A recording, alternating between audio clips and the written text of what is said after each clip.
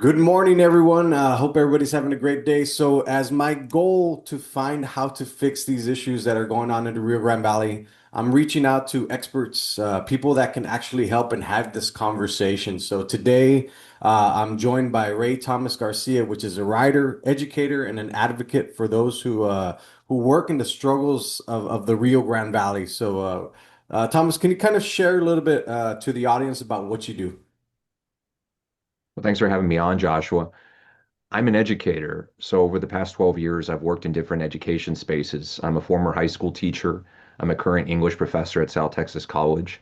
And since I was 19, I've been working with students like me who came from a single parent household, first in their families to go to college, on the college application process through my program, College Scholarship Leadership Access Program. We started as a volunteer-led summer institute back when I was 19 years old.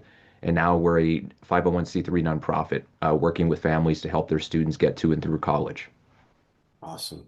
So my goal with this is I started the documentary, right? I started March 27th. I started documenting what was going on in the Rio Grande Valley as far as the flooding.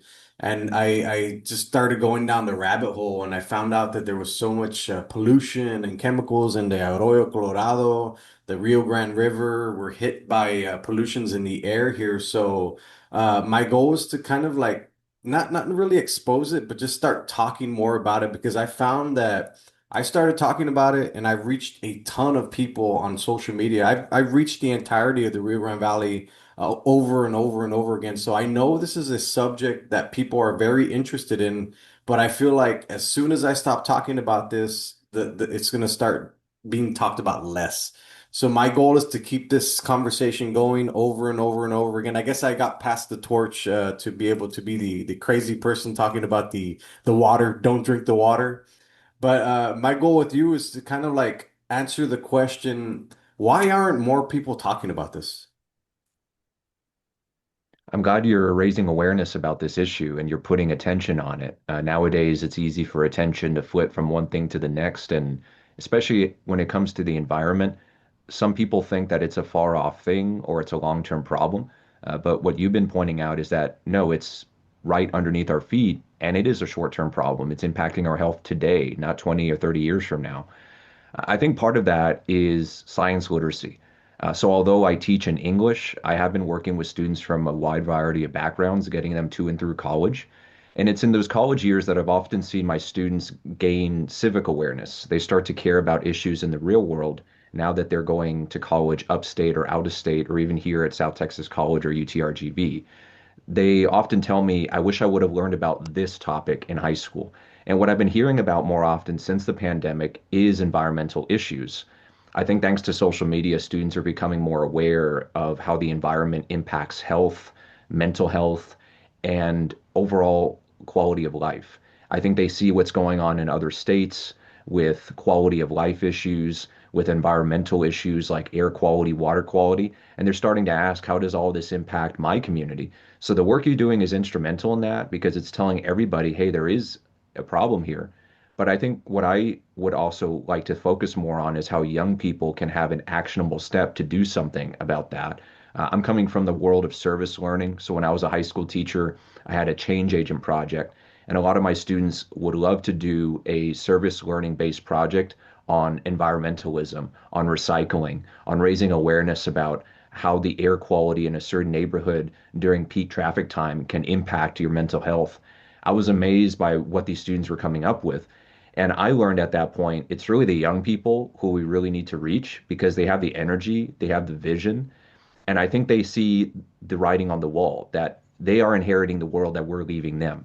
So I've often seen the environment come up more and more again with the students I work with, whether it's at South Texas College or my college access students. And I think the work you're doing is pointing them in the right direction because they're not getting this education in the classroom. I can tell you that. When students tell me, I wish I would have learned this in high school, they're often talking about how to find out what the air quality is around you, how to determine whether water is safe to drink or not, what is arsenic anyway, and all these other terms we can get into. They've maybe learned it in a textbook, but they didn't apply it to the real world. And I think you're showing them that it is a real world problem, not a textbook problem. Yeah, I think what's interesting about that is I was invited to a flood event a few weeks ago, and they asked me to speak. I wrote the documentary or created the documentary, and they asked me to say a few words about it. And I kind of dropped the bomb in the room, as like, why are there so many sick people here in the Rio Grande Valley? And I kind of tied it back to the water, the flooding, and stuff like that. And at the end, I can only assume this man worked for the water commission or something. But he kind of got up there and he kind of scoffed my way and said, "Well, everybody knows that there's arsenic in the water, in the drinking water." I was like, "No, like not that many people know." And the fact is that I'm getting messages every single day from people that are still drinking the tap water because most of them don't have any other resources. I think 150,000 people live in colonias in Hidalgo County alone. And for people like to discount that, like everybody drinks bottled water, everybody knows that you're not supposed to drink the water. It's just not true. And I think a lot of people think that that's the truth, but in a lot of cases it's not because you even think that now there's a disconnect between the older generation and the younger generation. And I witness this on social media all the time. When I went to go get photos of the protests that happened here in McAllen, people were commenting from different age demographics. And someone was like, these kids are lazy. They don't even know what they're talking about. So I saw the disconnect where the older generation kind of just discounts the younger generation, and the younger generation kind of discounts the older generation because there's a huge gap there. So can you kind of shed some light on that? Because this is something that's always boggled my mind. It's like, I get it because I'm kind of in the middle, right? So I can understand both, but I know there is a huge disconnect between both of them. I often say youth is a superpower. And by that, I mean youth are unencumbered by the weight of years, by staying stuck in one perspective. The young people I work with are open to multiple perspectives and they get energized by issues like the environment. Because when I think you start to learn about the environment, you start to see the world in a new way. You don't just walk outside anymore. You start to really assess, what am I breathing? When you turn on the faucet, you don't just drink the water anymore. You really get a sense of what's going on when that water goes through your body and what's in that water. So young people generally, the ones I work with, are open to these topics, and then it's just a matter of what they can do about it. And earlier you brought up Colonias, and I wanted to name drop an organization that I think has done some really good work and maybe work that can be scaled up in other ways. Arise Adelante. It's a nonprofit here in the Valley that works with Colonia residents with a wide variety of services. One of their services is education. And a few years back, they did a tremendous project that focused on Donna Lake. Donna Lake, since their work, has been designated a Superfund site by the Environmental Protection Agency. This is concerning because folks in that area go swimming in Donna Lake. There are folks who go fishing in Donna Lake. There are folks who fish and then sell that fish to local small businesses in the area. So this is a dirty lake. Now, what Ariza Lanta did was empower the youth to go and do service learning projects to assess the quality of Donna Lake, what's really going on at that site. People kind of knew that it was a dirty lake, but they didn't quite know that it reached Superfund status, that it was just very, very detrimental to folks' health to even jump in that water. That nonprofit did that work, and they were able to do awareness activities, testing the quality of the water. And since they had that personal connection with Colonia residents, the Colonia residents trusted Arise and the youth more so than any government official that came in and said, oh, this is an EPA Superfund site.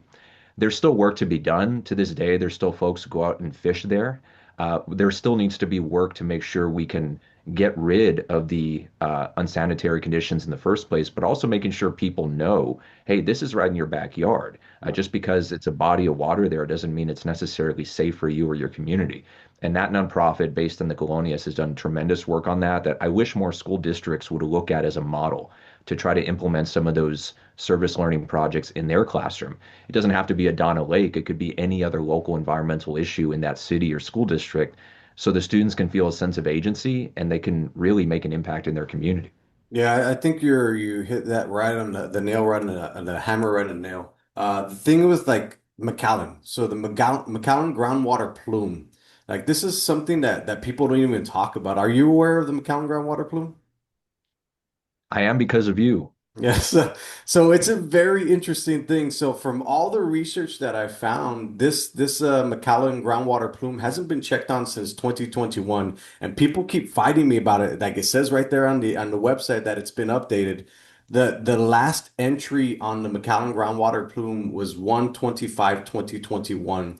And I think the reason why this hasn't become a Superfund site is because there's certain criteria that it has to hit, and it's already been too far gone. Now there's people living on top. I believe this the places for a Superfund site to be categorized is that there can't be anybody living there. So this has been going on since like the 90s, and I find it interesting that a lot of people will comment on that specific post on Instagram because it went viral. And a lot of people are talking about how they got cancer, or how their kids got cancer, or how their grandparents got cancer, or how some of them still live there and the water stinks. So I think this kind of shows, and I don't know how the validation works for supposed cancer clusters, right? But from what I see, from what people are explicitly writing on there, it shows that there's a cancer cluster in that area that I don't know if it's been proven by documentation, but by people simply stating it, it sounds like there's a cancer cluster in that area, and I think it's a cause for concern. And I don't even hear a whisper of it. Like it's if I don't talk about it, like nobody's talking about it. It's the strangest thing in the world to me. Yeah, in a way, it's like cognitive dissonance. When you learn about this, you know it's a very serious problem without a lack of, well, lacking agency, I should say. Maybe people tune it out or don't know quite what to do. It's like a state of paralysis, and it's dangerous to stay in that. If you think back to the COVID-19 pandemic, I think a lot of folks were in a similar fight or flight mode. The way I would put it too is I think once you put actionable steps in front of people, they rise to the moment. I think what you're pointing out is a crucial step in all this. It's awareness. You know, the work I did in college access, CSLAP, it used to stand for awareness because I realized without awareness, you can't have access. And the work you're doing, I think, will follow a similar model where now that you're raising awareness, it's a ripple effect where people out there with varying experience and varying skills can now do something as a result of what you're sharing with them. Not every single person, but people who have some kind of stake in the ground, someone who cares about this community, someone who doesn't want a family member sick, or someone who did have a lot of cancer in their family. I think once we get past the awareness stage, I think you'll start seeing these ripple effects on the ground. And I think that's where education comes in. As a South Texas College English professor, I always try to input into my students' minds, go out into the real world and implement the skills you gain in my classroom. I don't teach so you can write a good essay. The essay is just a means to become a better writer, a better communicator. So use those skills out in the real world in your own respective fields. I always try to emphasize, even if you don't think something like the humanities is in your future, it likely will be in the way that you impact others with the skills you're learning in my class. And I would say the same thing about the sciences. Sometimes we think, well, I'm not a science person. Why do I even have to learn about these technical terms? Well, once you connect it to the real world and people's health, and you look at the statistics of people getting cancer and dying, I think people rise to that moment and they start to apply the skills they gained in school to meet the moment. I think that's what Colonias and the group that Arise Adelante is doing. And I also think there's a couple school districts out there that are slowly rising to this moment too. I just remembered Far San Juan Alamo ISD, my alma mater. They have a wonderful sustainability program thanks to administrator Mario Bracamontes. I think you should have him on your podcast, actually. He's dynamite. He talks all about trying to integrate the United Nations sustainability goals into the classroom. So teachers, no matter what subject they're teaching, are teaching and touching on some of these science topics. So it's clear to students that when I become a better writer, it's not just a humanities subject. It can also be a social science subject. It can also be a science subject. I can apply it in all these different ways. So once you give those students the power and the agency in school, I think easily they can come out and make a change in the real world. And this is not going on now, right? The Where they're teaching sustainability them in component. class. It's very scattershot. So what I'll tell you is I bring up PSGA because they have a model, and PSG I think is doing it very effectively. Uh, but every school district in the valley is like its own universe.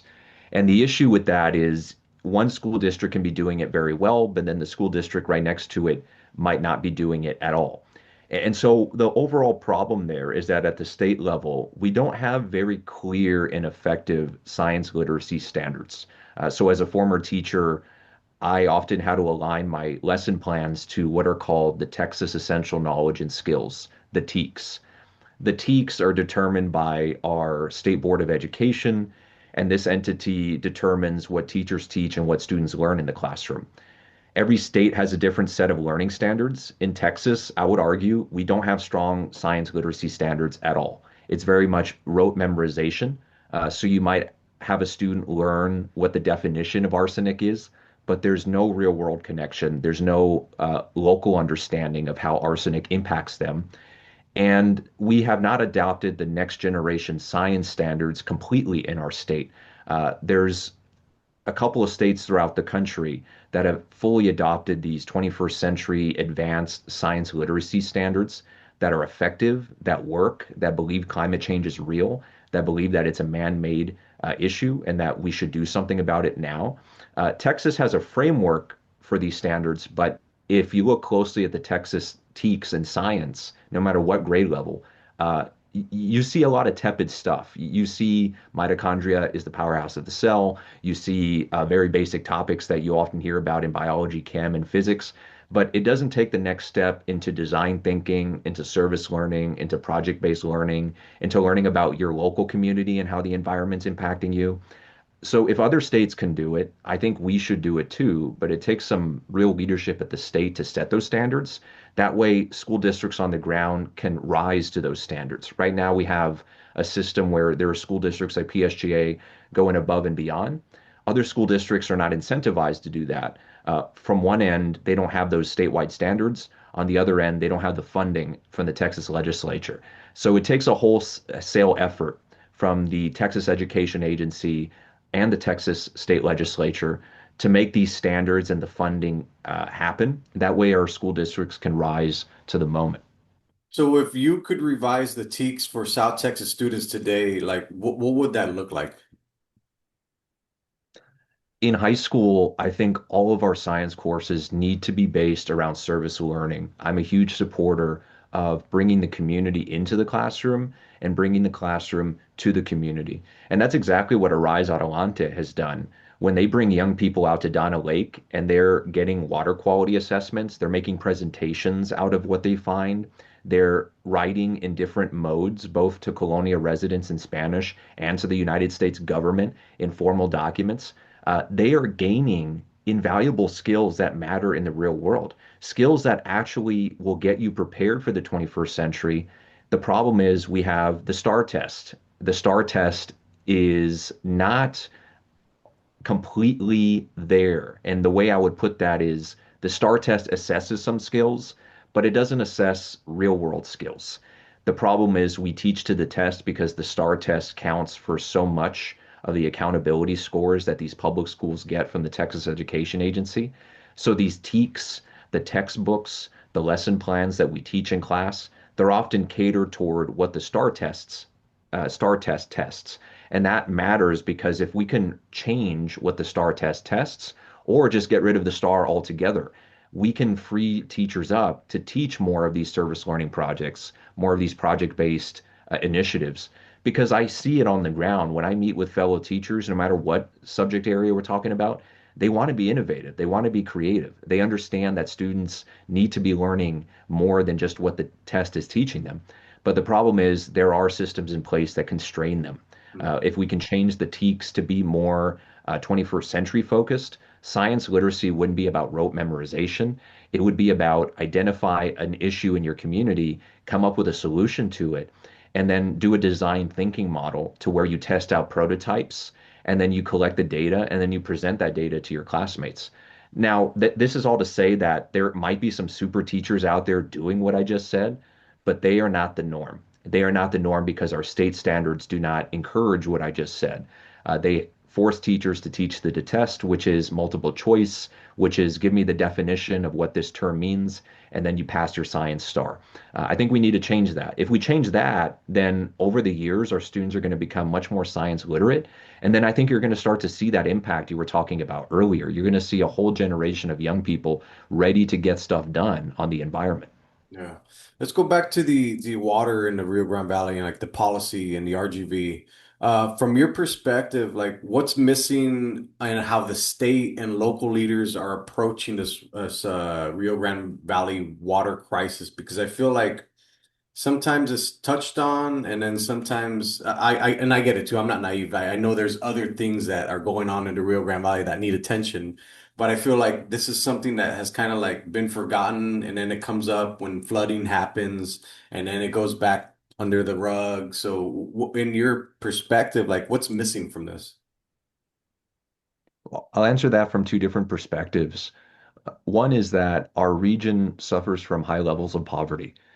Poverty can enable us to think that environmental issues are more privileged issues, that they're long-term issues, that today we need to care more about food scarcity. We need to care about the toothache that we have or the lingering pain that we have that we need to get medical care for, and all these other quality of life issues like infrastructure and colonias. Now, those issues are important. They often take priority compared to environmental issues. I think that needs to change. And part of how that changes is how we start to talk about environmental issues. And I think the way you're doing it is a great model, that there is no siloing. When we talk about the environment, we're not just talking about the quality of the air, we're talking about how the air you inhale increases your chance of cancer. We're not just talking about quality of water, we're talking about how that water impacts your health today. So when we start to have those intersections between health, the environment, and even things like the economy and poverty. Imagine if we can unlock our economy to where we have these 21st century solar and wind and hydrocarbon jobs here in the valley. I mean, we can attract that kind of talent if we take the initiative to move in that progressive direction. The other way I would tackle this is our state as a whole does not prioritize the environment. Our regulatory agency at the state level is very, very lax when it comes to any environmental issue, not just water and air, but when it comes to regulating oil and gas, making sure that their different parts of the state are safe from explosions and things like that from industry. Unfortunately, we have a state government that puts the needs of industry above the needs of ordinary people, in my view, and the environment gets part of that. My uncle, for example, worked for Formosa in the Gulf Coast region. Formosa was dumping a bunch of plastic into a local water entity, and it was poisoning the community. My uncle used to work at that factory. And so that issue with industry and prioritizing the needs of big business over the needs of the health of ordinary people, the people who live in these communities, is disastrous. And I think we can point to many different examples throughout the state in which big industry gets their way. I think we need to change that at the state level. I think we need people power to make sure people can have their voice heard. The stories that you're sharing about abnormal rates of cancer, I think would be a powerful story and statistic to share. Because no matter whether you're a Democrat, a Republican, or an independent or a non-voter, I mean, the environment is the environment. We all live in the environment. We should all care about it. Yeah, you touched on two very specific things that I like to touch on, which is the air quality in the Rio Grande Valley. There was a study done by RioHealth.org which showed that 32,000 pounds of carcinogens were released into the air in Cameron County in 2023. And nobody talks about this. Like this is the strangest thing in the world because if I hadn't stumbled upon that, I would have never seen that. If I hadn't gone down that rabbit hole and found out that Cameron County released 32,000 pounds of carcinogens in the air. Like that's startling to me for one. And then the second one too is the PFAS. This is something else too that's very is one of the most dangerous chemicals that was found in the Arroyo Colorado and also found right behind the airport in McAllen from a firefighter extinguisher.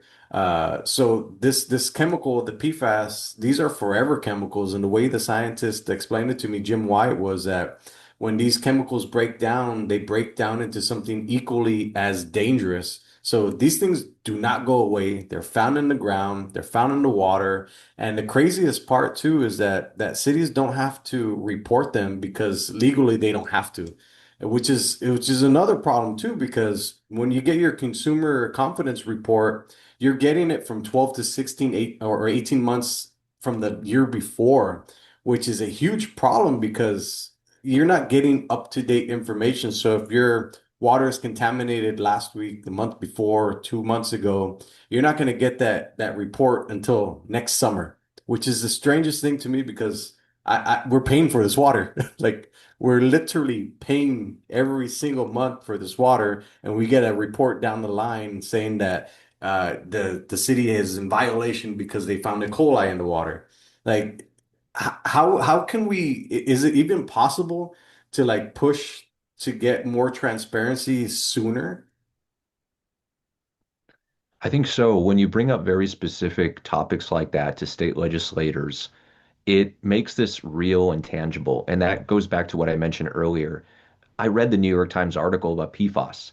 And when I read that, I felt, okay, I mean, I've been consuming things using plastic for years. I probably have a high level of PFAS in my body. What now? And so that what now question needs to be answered with, okay, here is a very specific topic. Here's what I would recommend you do about it. One thing that I saw in a recent post you made was differentiate between the federal standard and the statewide standard for different elements in the water. So arsenic is a great example. So the federal government says, here's our recommended level of arsenic in water. The state of Texas might have a very different standard. So if you put those numbers and those standards in front of somebody and you ask them, why does our state allow a higher level compared to the federal standard or compared to any other recommended standard according to science and research and data? That wakes people up. They realize, wait, why is my state doing that, but the other state has a lower level? Why does my state have a higher level? And what does it mean when I consume this much versus that much? When you break it down into tangibles like that, I think most people start to wake up. PFAS generally, I think, is a topic that we need to talk more about and in a way that doesn't paralyze people. It's true that our society runs so much on plastic. I mean, it's almost impossible to go throughout a regular day without using plastic in some way, shape, or form. You have to go out of your way to avoid it. And so if we show people here is what the impact of this is, and here is what PFAS is, I think the next step would be here's what you can do to reduce the amount of plastic you use. Of course, that's good for the environment, but that's also good for you. And so another element of this is showing directly how does this impact you? When my students used to do service learning projects about recycling, they understood, even at a young age, you can't just appeal to people's sense of justice. You can't just say, well, recycling is good. Here's why. You always have to tie it back to self-interest. And the way you're doing it, which is, hey, you live in the same environment. We're drinking from the same faucet. This impacts your health too. It's not just my health. That's a great message to show people that it impacts them directly. It's not just for the greater good. It's not just this abstraction. It is about them. Yeah, I'd like to pick your brain on something. So I have a petition right now that proves that our human rights, all 1.4 million people in the Rio Grande Valley, are having their human rights violated according to United Nations standards or the criteria. I have 3,000 signatures on there, and I feel like at this point that we're just concerned citizens. So I'm trying to get it up to 10,000 to take it to the next step, which is get it in front of the lawmakers. What is that process? Because like I've told people before, I'm not a doctor, I'm not a scientist, I'm not a toxologist, I'm not a chemical engineer, I'm not a reporter, I'm not a journalist. I'm just a guy trying to figure out how we fix the problems that we've all done before because I care about the Rio Grande Valley. This is where I have family, this is where my children live, this is where my wife lives, this is where my parents live. The last thing I want to do is see any of them or any of my friends get cancer and I know it's because of this. So I wouldn't be able to live with myself knowing that. So my idea was to get this petition rolling, get it up to 10,000 signatures. When I get it there, what are the steps that I need to do next to get it in front of the people that actually make the laws? I'm glad you're doing this because it reminds me of the service learning days. My students were asking me very similar questions. So, as context, I ran for public office back in 2022. I ran for the State Board of Education, which is the entity that sets these statewide learning standards. In the process, I had to answer the same question, but when it came to education issues. So, how can I sit down with a specific lawmaker and convince them that this very specific issue, as it relates to college access, is worth their time and attention and some legislation? So, what I did was first power map, which is the concept of looking at who the state lawmakers are, who the Democrats and Republicans are in your area, especially the ones that represent you in your specific district, and learn their voting record, learn where they stand on the environment. Uh, and what I've learned, especially in the world of education, is that it's not always black and white. You're not necessarily going to find those who are pro environment, anti environment. They might be good on water, for example, but they might be bad on air. And I just share that as an example. So going into the nitty gritty of the past couple of years of their voting record on the environment is going to become key. What I would do is chart out those who seem most in your corner based on their voting record and those least in your corner. And I would start reaching out to those most in your corner because they already are sympathetic to your cause. Then it's just a matter of getting what I call a white paper together, a one pager that outlines very clear problems, some of the ones you just talked to me about on this podcast, and then with some tangible solutions. What I learned going into some of these state legislators' offices is that there's literally hundreds of other people doing the same thing on their respective issues. Lawmakers are not meant to be geniuses on every single topic. So when you go in front of them with a very specific problem, I think giving very specific solutions, what you would do in order to solve that issue, in that white paper would be crucial. Whether you meet with the lawmaker themselves or their staff, that tangible is going to help them when it comes to looking at what has been done in the past, what are the obstacles to getting this done, and what possibly they can put into the actual legislation themselves. They're not expected to be environmental experts, but if you can bring in some experts, if you can say, I cited this data, or maybe when you go and meet with them, you bring a well respected expert as well, you can tackle this issue from different angles. And so that would be something I would consider. I think getting these signatures is key because it's part of the awareness and it shows that there's community support. The next step would be power mapping and then assessing what is my strategy for meeting with that lawmaker versus this one. Can I get that one pager white paper together to tackle very specific environmental issues and providing some tangible short and long term solutions? Awesome. I appreciate that because a lot of times I feel like I'm kind of just going up the uphill battle and I'm charging it. Sometimes I feel like alone, right? But I know I'm not because I know a lot of people are behind me, right? Because there's always that one or two people that will say negative stuff on social media, and I usually just gravitate towards that instead of the other 100 people that are saying positive things. So it's just good to be reminded that this is the layout that I need to follow. So thank you for that. Um, you use storytelling through your books to convey messages, and I pretty much do the same thing through the documentary filmmaking. Can you kind of touch on the power of storytelling, specifically here in the Rio Grande Valley? Because I feel like a lot of people they love movies and stories, and they love to hear about everything else. But when you present it here in the Rio Grande Valley, it takes on a whole different meaning, especially like I'm sure you've done book tours and you get to chat with people like one on one. That's a powerful thing because you get to like you're doing that hand-to-hand combat where I'm not just like throwing my documentary on YouTube and like there it is, like go check it out. Because I'm from the Rio Grande Valley. I know I take things for granted. I'm just like everyone else here, and I oversee some things, but there's something about the storytelling technique that brings people along for that journey. Can you kind of touch on that? Storytelling breaks down barriers. I'm glad you're doing your documentary because it puts human faces and emotions to an otherwise very technical and scientific topic. And I've seen that in my own literature. So I write both fiction and nonfiction. I wrote an award-winning book of short stories called The River Runs. The River Runs are all fictional stories, but they touch on cultural topics about what it's like to grow up in a region like the Texas-Mexico borderlands, where you're straddling two different cultures, two different identities, two different worlds, and what that does to your way of thinking and your day-to-day life. So my stories actually do touch on a couple of environmental topics. I have two speculative fiction stories in there, one about SpaceX and another about the river drying up. And these topics are integrated into a fictional story that's otherwise entertaining with a character you can like or dislike, but it still gets across the themes of environmental ruin. And what you can walk away from those stories is something useful that maybe you might not have learned in your science class, but you get it through the story. I also wrote a nonfiction historical memoir. I co-authored it with the man himself, Aurelio Manuel Montemayor, who's a South Texas Chicano movement activist from the 60s and 70s.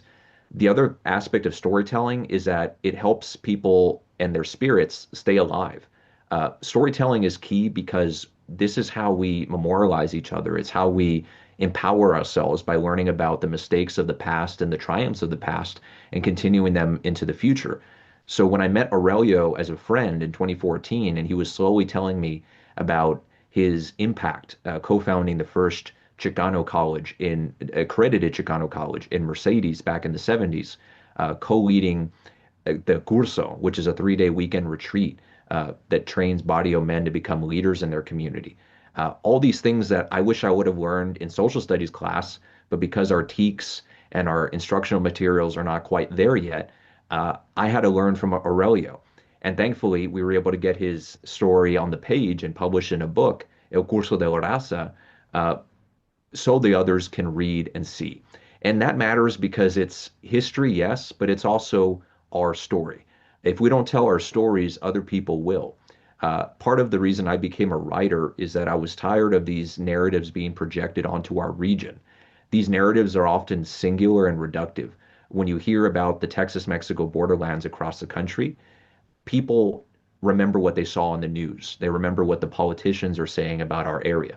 Now, imagine if that narrative can change. Imagine if instead of talking about immigration and border security all the time, imagine if people across this country started talking about the environmental catastrophes that are going on down here. Imagine if people can understand our region as a place that needs help when it came to health, security, and the environment. Maybe then we can change the narrative. Maybe then we can reclaim some of our fate here that we talked about in this podcast. The way I think of it too is look at reality, which is this is what it means to be from the border, but also look at the beauty. So there's a lot of ugliness, but there's a lot of beauty. So you need both in order to tell a complete story. I think storytelling enables us to get both sides of that out and to bring new people into the narrative.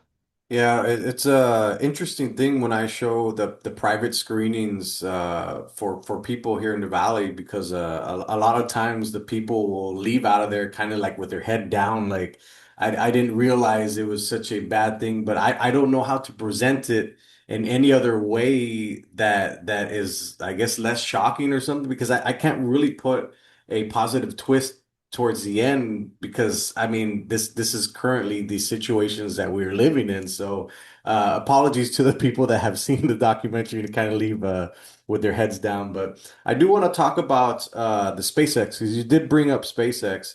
I am all for space exploration. I love SpaceX. I love the fact that we have SpaceX here and they're launching rockets, but at that time when I was all excited about it, I didn't think long term about, the effects that were going to come from this. So can you kind of touch on that too? Because I do fall into that camp where like, yes, I love space exploration. I love the fact that SpaceX is here in Cameron County launching rockets, but it becomes at the expense of the people and the environment. Yes, I live in Far, but I have many friends in Brownsville who tell me about their shaking windows and doors whenever a rocket blows up. And I think my perspective on this is to listen to the community. I'm sure there are people in Brownsville and, of course, Starbase who support SpaceX, but there are many people who don't. And I think listening to them is key because they have to live with this industry right in their backyard. I think another concern is how can we make sure that big industry, whether it's SpaceX or whether it's any other industry, is truly doing good by the community? Often we reduce good to sales tax, to economic output, to jobs numbers. But what you're bringing awareness to is environmental numbers. So, what's happening to the air quality? What's happening to the water quality? What is the loss of wildlife ecosystems What is that impact in the local community as a result of SpaceX? So when we start to expand our definition of good to include environmental impact and how that directly impacts people day to day, not just in the long term, not just in the abstract, I think people get a much more complete picture that SpaceX isn't completely what they expected, and it can be doing some bad when it comes to the environment. When a rocket explodes, you know that leaves impacts, not just the debris that's fallen to the ground, but on the air quality. You see the burned up ecosystems. Boca Chica Beach used to be a staple. It used to be called the poor people's beach, and now people have trouble accessing it.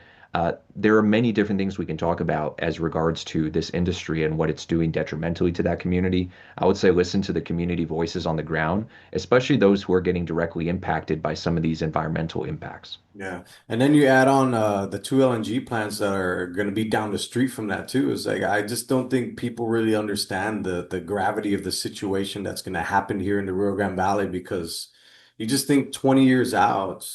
I feel, and this is my opinion, that I don't think that the same South Padre Island that we all grew up with, that we know and love, is going to be the same at all. It's just it's a very interesting thing to like just think about what's going to happen in the next 10, 15, 20 years.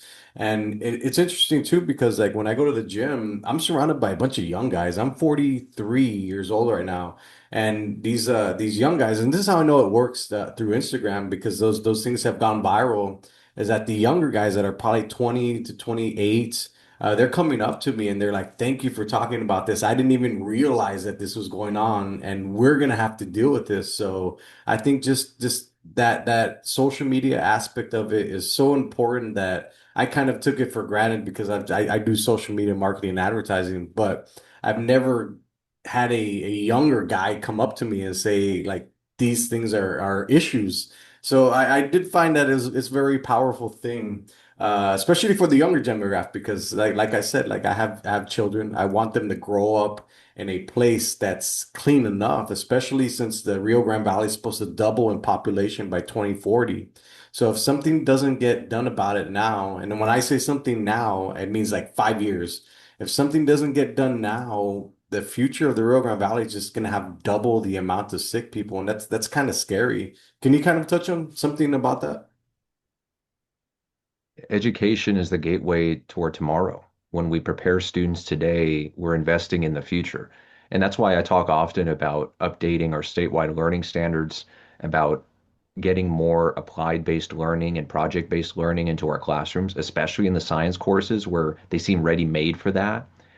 We need to invest in our young people. And what you're doing through social media is reaching a lot of young people. You're riding the attention economy wave. You're getting attention in the right way, and you're using your platform in the right way. I used to struggle with that. I used to grapple with, do I want to add onto this idea that people are going to be on their phones and absorbing my content and wasting time scrolling? I justified that by getting back on social media and creating content that's meaningful, that's educational, that empowers them to do something in the real world. It's not just mindless scrolling. So I think if you can use attention to that end, you can truly make an impact in the real world. And it does change minds and it does put this at the top of people's priorities. So I'm happy you're doing that. Now it's a matter of changing institutions. And one way I hope to do that is through K through 12 institutions throughout the state. If we can raise the science standards, if we can update them to the 21st century, and we can integrate some of these topics you're talking about, we invest in the future. And young people will be graduating from high school with this knowledge. And when you put a problem like this in front of them, I think they'll have more solutions than what we have today. Yeah. A couple more questions before we finish off the podcast. From your perspective, just look out 10 to 20 years from now in the Rio Grande Valley and just assume that maybe slow progress happens or maybe nothing happens. What do you foresee being one of the biggest problems or some of the problems here in the Rio Grande Valley 10 to 20 years from now? Climate change is already wreaking havoc on our water. Access to water and equitable access to water, I think, is going to be a crucial issue in the 21st century because of climate change. And I think the Rio Grande Valley is going to be on the forefront of that. Just recently, we were having some water issues. when it came to the Falcon and Amistad dams. So we need to make sure that water, which we all drink, water is life, is at the forefront of our minds. How to make sure it's high quality, yes, but also simply accessing it and making sure that no matter what your income level is, no matter what part of the world you live in, that you have access to clean, safe drinking water is going to become a huge issue in the next 20 years. I also think making sure we ride the sustainability wave is going to be an issue. We often reduce our region to people who go into oil and gas jobs because they're high paying and because they're respectable. It's going to take a culture shift for us to open up that same mindset to sustainable jobs in solar and wind and other emerging industries. So it's not just technological and environmental, it's also cultural to a degree. I think we need to show our young people that those jobs of the future are the ones you want to run toward. You want to get skilled in them today. That way, when they emerge, you're ready to jump into them and that they're good for the community because not only are they bringing in the tax dollars and you're getting a high income for your family and providing for them, but you're also doing good for the world by riding the wave of sustainable energy, which we all need to be transitioning to. We're transitioning to at a much slower rate than we should be. So those are a couple concerns about the valley I have in the coming decades. There's much more we can talk about beyond that, but I think leaving it there would be key for us to think about when we walk away from this podcast. What can we do with the people in our lives to talk more about environmental issues, whether it's water, air, or something else? What can we do in the short term? And then what can we do in the long term? On the institutional level, how can we change things to make sure students indeed are connecting these science topics to real world problems is going to become key. It's going to take a couple decades, in my view, to do that, to do a culture shift and a generational shift, but it's something we need to start today. Yeah. And it's interesting too because you just assume that the water you have is just clean or it should be at least at a level that is consumable. But when in fact I look at the data on like certain sites, it's undrinkable. There's even the stuff that they use to clean the water also is known to cause illnesses and sicknesses and birth defects. So it's just like if it's not one thing, it's another. It's just it seems like sometimes it's a lot to take in, especially for people in the Rio Grande Valley, because like I said, we all have other things to do. We have jobs. We still got to wake up. We got to go to work. We have our kids. We got to make sure that they're fed. We got to make sure that our refrigerator's stocked up. And then the other things that we have to worry about. So I'm not naive when it comes to that. I sometimes struggle with how to approach this issue when I'm out or when people ask me questions because I only know how to drop bombs. I don't know how to say it in a way where it's eloquently I guess uh, thoughtfully in a way to get it across meaningfully, right? Right. I'm a nonprofit leader, so I understand that everybody has their role and everybody has their strengths. And I try to instill that in my students that when you do a group project, you're not meant to do it all on your own. So I think you're doing your role pretty well. And when it comes to providing concrete solutions, when it comes to getting this white paper together, when it comes to advocating to the state lawmakers, I think building a team is going to become key. And when you build a team, you build momentum and everybody plays to their strengths. So I wouldn't feel too bad about you not being able to do every single thing. I think Let you're me doing ask you, let me very ask you well. this. Who do I need on my team?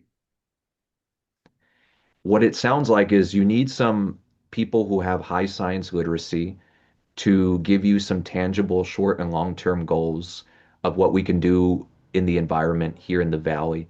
I think a second person you could use is someone who can be that advocate to these state lawmakers who understands the legislative process and can understand what's going on at the state level and can say, based on the politics, here's what we can get done in the next 2 years, the next 5 years, the next 10 years. So, not necessarily a lobbyist per se, but someone who knows the data, who knows the politics, and who can help you when you do sit down with these different state lawmakers understand how to get them on your side. So, off the cuff, those are two team members I think would help. Awesome. I appreciate your help so much, man. You have no idea. So before we finish What's up the the least I can do? podcast, let everybody know how they can find you. I'm on Facebook, Instagram, and TikTok. My full name, Thomas Ray Garcia. On Facebook, there is a personal account and there's a page that says author at the end. On August 4th, I will be updating that page to a new name. I can't publicly announce what that name will be yet, but there's a reason I'm talking about education, the State Board of Education, and all these other topics that I think our students should be learning. So, August 4th, you'll be finding me in different ways on social media, but you can find me today at Thomas Ray Garcia. Awesome, Thomas. I appreciate your time. Thank you so much for the insight. Thank you, Joshua, for the invitation and the work you do. Have a great day. You too. Bye.